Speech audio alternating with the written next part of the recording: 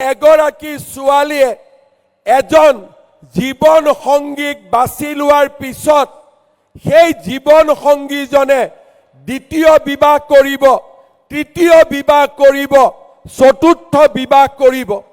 সেইবাবে এইবাৰ আমি অসমত সিদ্ধান্ত লৈছো, যি পুৰুষে এগৰাকীতকৈ বেছি মহিলাক বিয়া কৰায় সি যি ধৰ্মৰে নহওক কিয় 7 বছৰ জেলত থাকিব লাগিব, তাৰ বিকল্প আৰু একোৱে হ'ব নোৱাৰে। সি যি ধৰ্মই নহওক কিয়, বোলে মোৰ ধৰ্মই তাক অনুমতি দিয়ে, আপোনাৰ ধৰ্মই অনুমতি দিব, কিন্তু হিমন্ত বিশ্ব শৰ্মা বিজেপিৰ চৰকাৰে কাকোৱেই দ্বিতীয় বিবাহৰ বাবে, তৃতীয় বিবাহৰ বাবে অনুমতি নিদিব। এইখন অসমত নাৰীৰ মৰ্যাদা, ছোৱালীৰ মৰ্যাদা আমি শেষ পৰ্যায়লৈকে ৰক্ষা কৰিম।